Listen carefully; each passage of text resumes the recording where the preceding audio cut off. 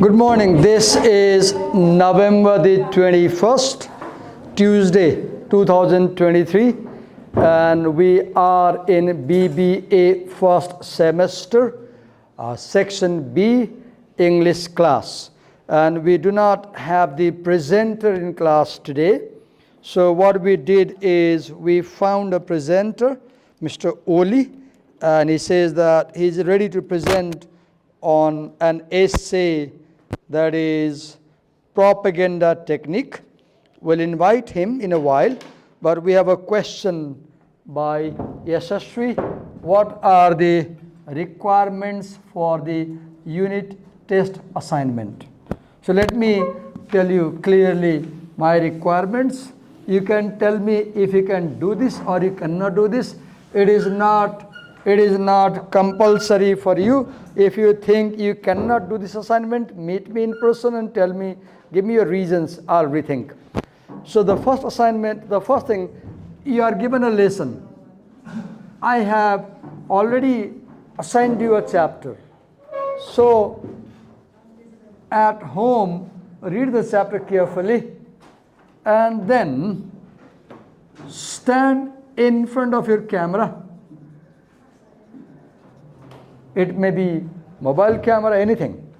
And then sit on a study chair. Your camera is your teacher. Your camera is your teacher. Now teach that lesson to the camera. Now how do you teach? You read the paragraph and paraphrase the meaning, summarize the meaning. Just imagine that the camera is a junior grade student from grade 11 and 12. You are a senior student. And that boy has come to you and said, Daida, yo SML bujine mala padaidinu na. So you are teaching a junior. And imagine that the student over there is very weak. I repeat, imagine that the student is very poor, very weak. He doesn't have good background in English. And you have to make everything simple for him. And then teach to the camera. Occasionally, if you like, you can use Nepali. I won't object, right?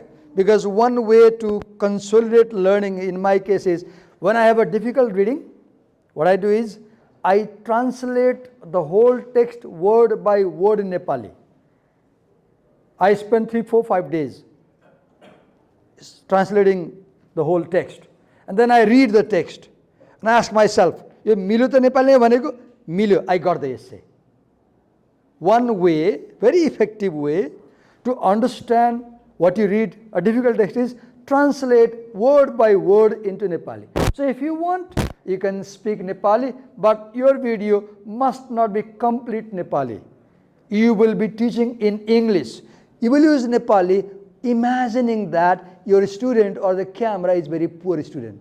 And he might need a Nepali rendition. Okay, teach that. Record it. Now you have a video where you are teaching someone. And submit that video, 2 options. You may have your YouTube channel. If you have, upload and send me the link.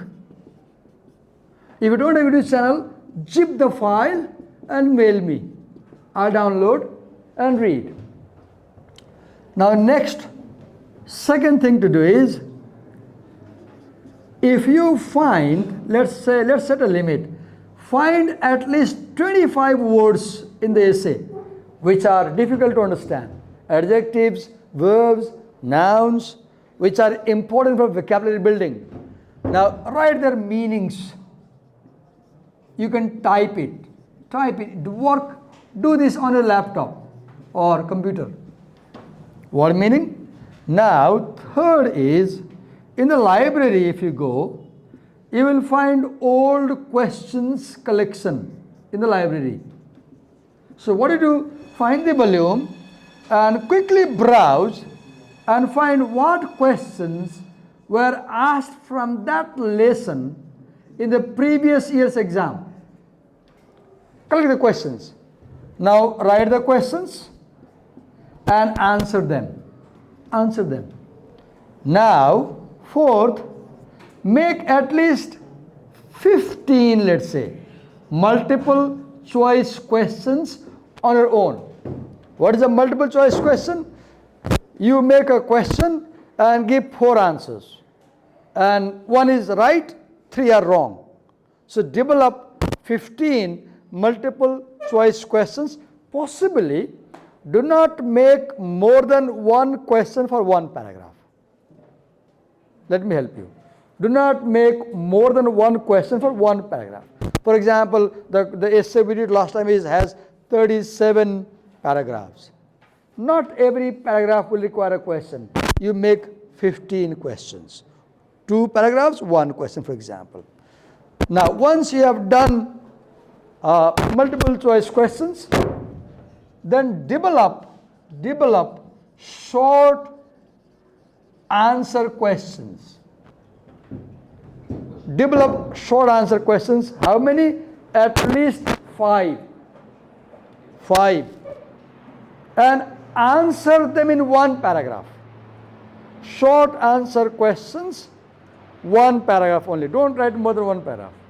I don't want to burden you. Just 1 paragraph. So 5 questions, 5. These questions, you create questions. Imagine you are a teacher. Imagine you are going to take a test in the class, and what questions will you take to your class? And develop questions, right? And then finally, develop 1 long answer question. This long answer question and the short answer question, never make a question with yes, no answer. No. Don't say, does it happen? Yes, no, no. Your questions will always begin with a WH word. So all the questions you develop, they'll be who, whom, whose, what, why, how, when, where. 9. There are 9. There are 9. There are 9 and develop WH questions. No yes, no question. Okay? And answer them. Now, the first assignment will be digital. Digital. Done. Rest will be print. Print. Now you print this, make a file, and on the cover page, write unit test assignment, and then write college name, BBA section B, write submitted by, your name, your section, your roll number, and subject. Submitted to, write my name, cover page. And I give you 9 days for this. Today is Tuesday. So next Tuesday will be 8 days, I guess, in a week. Tuesday, Wednesday, Thursday, Friday, Saturday, Sunday, Monday, Tuesday. So 8 days. So next Wednesday, I'll ask for the assignment. Next Wednesday, 9 days. Okay? So what is the full marks? Yeah. Full marks. They say 10 marks, but I won't count 10 marks. This will count for 50 marks. 50. Yeah. Let's not say 50, but I will judge you on this assignment. I'll judge you throughout the semester on this assignment. It's not about any test only. It's a kind of test for an internal work. And I have 50 marks internally. This is what I am asking you to do. I might ask you some more things in coming days when you finish this. Your presentations you are making, they count. They carry 15 marks. Unit test carries 10 marks. Participant carries 10 marks. Assignments carries 10 marks. For example, if you check this file, let me show you. You made an inquiry, so you should know. Let me disclose you this system of internal, I guess they have a format given here. Oh, it's not. It's not in this file. Let me open a file from my laptop and show you. I'll show you. Wait a minute.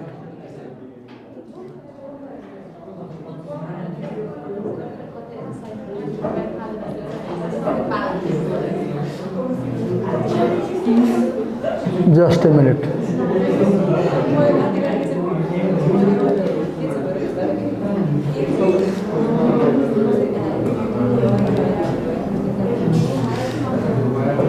Let me show you the structure for your internal evaluation.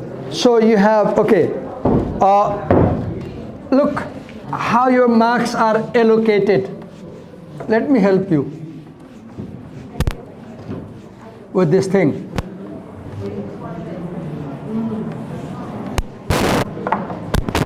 You have, let me tell you orally, unit test. Wait a minute, this is BHM. BBA 1A, okay. Presentation, viva or seminar, 10 marks. Got it? Presentation plus viva / seminar, 10 marks. Assignment plus discipline, 10 marks. First term exam, you take 50 marks exam, we convert that into 10 marks. 10 marks. Midterm exam, if taken, 10 marks. Send up, 10 marks, total 50. So if 3 exams are held, 10, 10, 10, plus 10, 10, 50, 5, there are 5 fields. There are 5 fields, 10 marks per field, 50. If 3 exams are not held, 1 exam is held, 20 marks left, I'll add in other assignments. Like your system doesn't talk about making a video of the class. Listen, but I did that because I believe in experimenting in class. And this is a new thing I'm doing this year because I learned somewhere that listening is the poorest way of learning because what you listen, you forget 80%. Looking is slightly better because when you look at something and learn, you remember more. Demonstrating is even more effective because when you do something, doing is more effective. You learn by doing. And they say the most effective way of learning is teaching. They say a research shows that if it is a topic and you want to understand the topic, then you teach that to someone. And if you can make them properly understand, you understand it properly. And that kind of exercise, when you teach someone and what you learn, you never forget. I'm learning law these days. And what I do at home, in my home studio, I teach on the screen law. I teach law to the camera. And I make the videos, upload, people watch, and they appreciate. They say, we got it. You explain clearly. And as I teach to the camera, I'm learning law. I'm not going to college. I'm learning law at home. How? By teaching to the camera and uploading on YouTube, and people watch and they appreciate. So conclusion, most effective way of learning is teach it. If you want to be very good learner, become a teacher. If you want to be a very good learner, become a teacher. I know you won't be a teacher. I know. Yesterday you said, okay, now let's invite a presenter, Mr. Oli. Wait a minute, let me open the file. I guess I've opened. Yes. Mass media and technology. We'll listen to his presentation and then we might pass comments. So Mr. Oli, you can come. I will not film your face, but I might film rest of the body might appear on the camera. Is that okay? Your voice also will be recorded, and I'll publish this on YouTube and Facebook. Is that okay? Okay, come.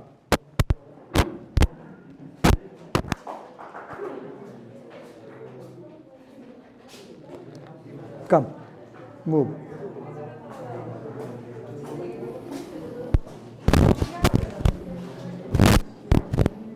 Okay, there are markers, and you just do your way you like, no problem. Class, your job is listen carefully with complete silence. Listen to him with silence. Please listen to the presenter without making noise.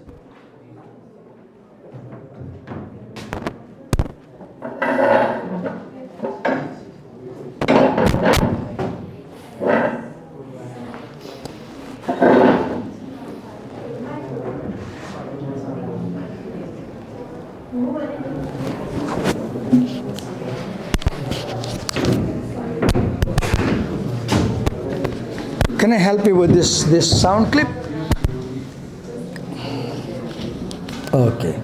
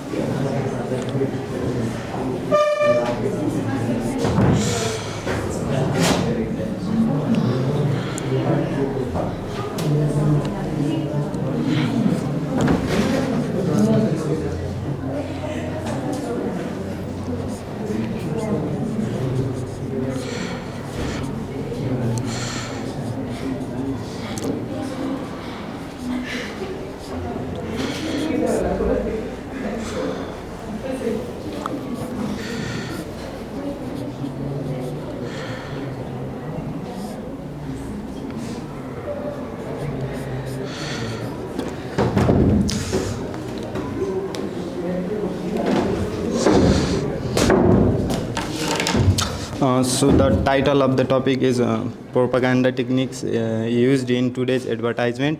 It is an article written by Anne McClintock. She is a freelance writer. Who is the author? Anne McClintock. Go on, yeah.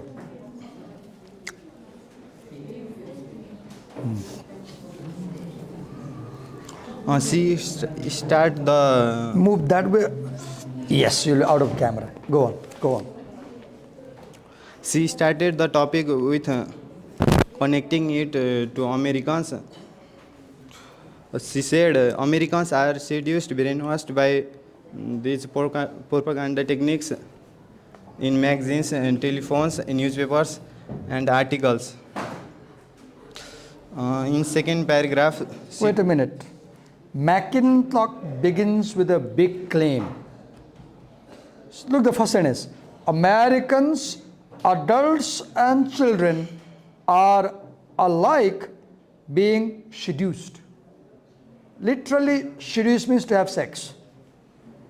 Another meaning of seduce is to cheat people. To seduce means to convince you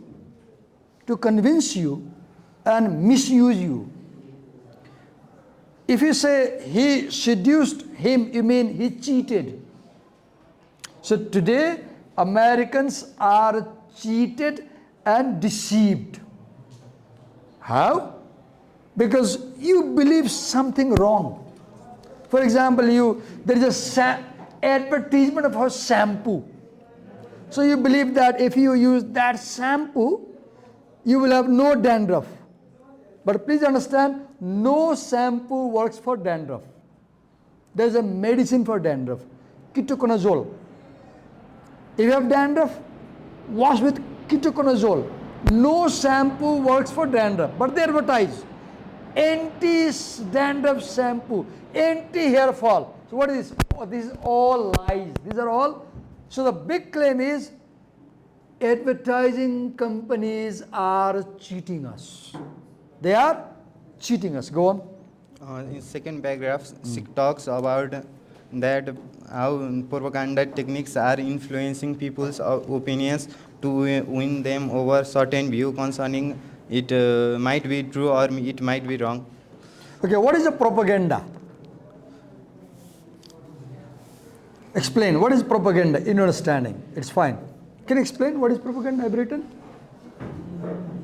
When you look, propaganda is, look here, systematic effort to influence people's opinions to win them over to a certain view or side. Have you seen these days Mr. Pasai, Durga Pasai? He is doing a very huge campaign online against the political system. Have you heard this thing? And have you heard another party? All these are propaganda. What is propaganda? An attempt to influence people's opinion.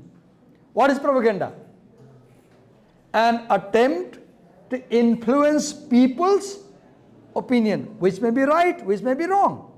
Mr. Prasai may be right, Mr. Prasai may be wrong, we don't know. But what is propaganda? Attempt to shape your opinion, influence your opinion. That is propaganda. Move ahead. In third paragraph, she talks about propaganda is not only anti-American radio programs, but propaganda is not only in anti-American radio programs, not only in politics, but it is fully applied in advertising. Okay, look at argument. Advertisement is based on propaganda. At my home, I want to share with you, I see one small bottle in the bathroom.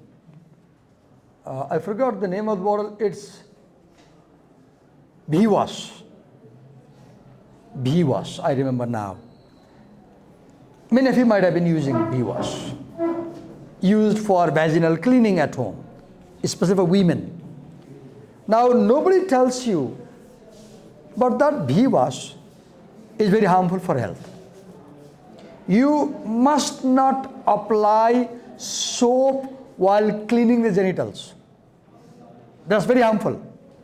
You should apply water, clean water. But what is advertising doing? They advertise Bhiwas and they give you the false impression that your genitals are dirty. No. Human genitals are not dirty. Nature keeps them safe and clean. Only we need to wash them with water periodically. But what do? They give you constant wrong information. Oh, if you don't clean your genitals, something wrong will happen. Buy Bhiwas, buy Bhiwas. Actually, that Bhiwas causes big trouble in long time.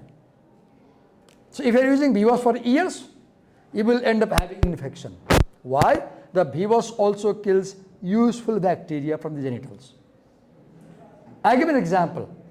How companies, industries, advertisers, they mislead you to believe something wrong. They make you believe, if you apply Aठ का जादू, what is that Aठ का जादू? What is Aठ का जादू? Glow and Lovely, which was called Fair and Lovely previously. Today they call it Glow and Lovely. If your stomach is good, your face automatically glows. If you are having constipation, your face becomes dark. The point we're making is advertising is based on misleading, cheating, deceiving, telling lies, and giving false information. Giving false information. You must have heard thousands of ads for mobile phones. Has any advertisement ever told you, mobile advertisement, that mobile phones cause radiation? Have they told you? No. No mobile advertisement tells you that they cause radiation. But science shows that carrying a phone in your pocket like this, particularly here, might lead to ovary cancer.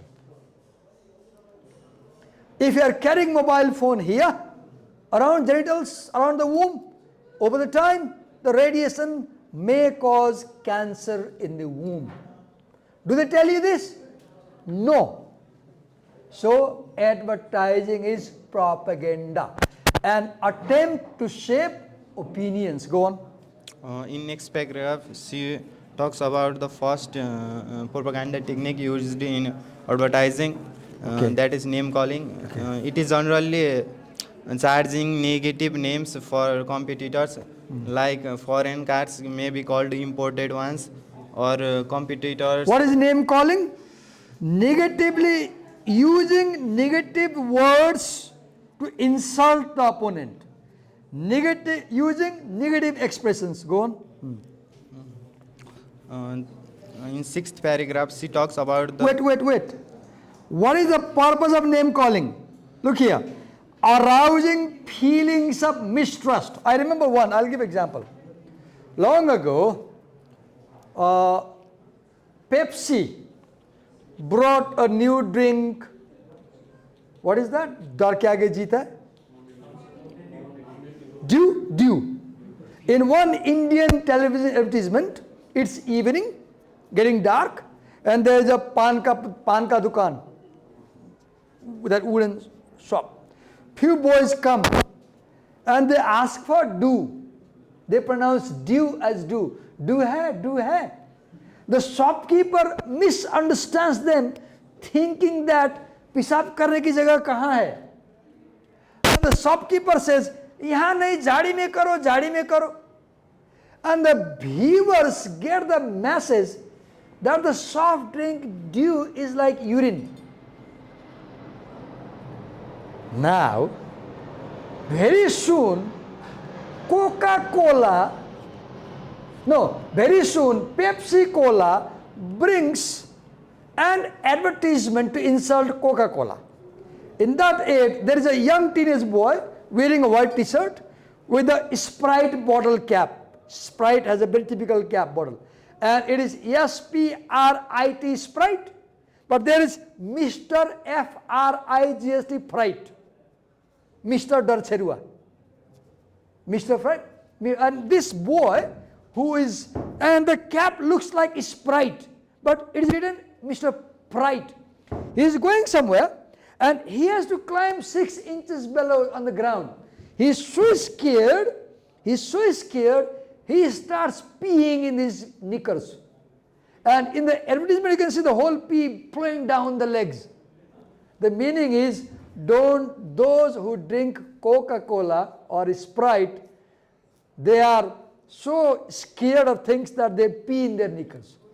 And I could see the battle between Pepsi Cola and Coca-Cola. Coca-Cola says, do yahan nahi, jhadi mein. Giving the message, Pepsi Cola is urine. Pepsi Cola makes it Mr. Fright. Coca-Cola pine wale डर से मरते हैं, डर के आगे जीत है. You can find so many examples on YouTube where rival companies make advertisements insulting each other. We call this as name calling. And the purpose of name calling is arousing mistrust, fear and hate in their audience. For example, if you see, I remember still in my young days, on every pole there will be a young figure doing like this photograph, and Bella says, "Kab tak chupaoge, gupt rog milo inse," and the doctor's name is given there. Oh God, I was horrified. They first give the impression that if you have sexually transmitted disease, it's something immoral. So, kab tak chupaoge. No disease is immoral. No, getting sick is not something immoral, okay? And any doctor, go to clinic, diabetes भयो भने आँखा बिग्रिन्छ, मुटु बिग्रिन्छ, kidney बिग्रिन्छ, तिम्रो बाउ बिग्रिन्छ. I am really angry. How do they do? They create fear in people and then they sell medicine. Have you seen? Medical industry runs on fear. Every doctor, have you seen? They begin by telling, यो औषधि खाने भने यस्तो हुन्छ, यस्तो हुन्छ. And that is all propaganda. So advertisement is based on feeling. Advertisement based on feeling. What feeling? The feeling of mistrust, feeling of fear, feeling of hate in the audience. Go on. In next paragraph, she talks about second point, glittering generalities. Glittering generalities, okay. What is that? First define. It is the opposite of name calling. It is that यो भनेको चाहिँ आफ्नो प्रोडक्टलाई चाहिँ राम्रो हो भनेर भन्ने अनि राम्रो नामहरू युज गर्ने. Wait, here is the definition. In glittering generalities, they surround the product with attractive, slippery words and phrases which you don't understand. For example, when I went to buy Bajaj bike, I have Avenger. What attracted me, if you look Bajaj bikes, Pulsar bikes also, by the side of the engine, they beautifully write DTSI. When I saw this for the first time on YouTube, I didn't understand what is DTSI, but I got attracted, believing that DTSI must be a very good technical feature of the bike. Today I know DTSI stands for, someone tell me? D double T twin S spark I engine. Or digital, I'm not sure. Either digital twin spark engine, I guess it's digital twin spark engine. And you have seen those bikes have 2 spark plugs, whereas older bikes have 1 spark plug. Hello, if you are using scooters or bikes, can you please remember at the back seat side they have a catchphrase. Every brand has catchphrase. Can somebody tell me? The bikes have at this side, like Honda bikes have EcoVet, ECVET something. Every brand of bike has a catchphrase. For example, if you see this, look at it, here is an example. If you have a book, here is an example. On page 159, let me read. Stop sleeping on a dinosaur. They are advertising mattress. And look at their language. See this glittering words. Words which are attractive but may not make sense to you. Look here. Switch to a tempur-pedic bed. I know orthopedic. I know dentopedic. I don't know what is tempur-pedic. And when I don't know what is tempur-pedic, I think it must be something great and I buy. Look here. You have a nice home, drive a fine car, enjoy the good things of life, but you are still sleeping on an uncomfortable, outmoded bed. That's where we come in. 7 years ago, listen carefully, we brought the famous Tempur-Pedic Swedish sleeps, oh God, Swedish sleep system. Oh God, let me write here. Wait a minute, don't appear on the camera. Swedish sleep. See the trap. See the language trap. Trap of language. Swedish sleep system. के को system? My father is 88. बेलुका 7 बज्छ TV बन्द गर्नुहुन्छ, माथि जानुहुन्छ, मच्छरदानी लगाउनुहुन्छ, बत्ती निभाउनुहुन्छ, मजाले 4 बजे सुत्नुहुन्छ. He doesn't need any mattress. पुरानो कम्बल छ. You don't need a system to sleep because sleep is natural. And they are saying we have a Swedish sleep system. And when you hear the word Swedish, because Switzerland is famous for, Switzerland is world famous for watches, Rado, Tissot. Switzerland is world famous for technology. Wait a minute, hey, I'll explain. When I read here,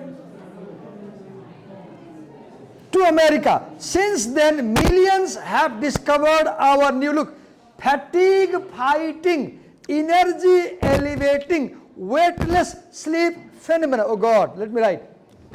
Fatigue fighting, energy elevating, weightless sleep phenomena. So what is glittering generality? Let me again explain here.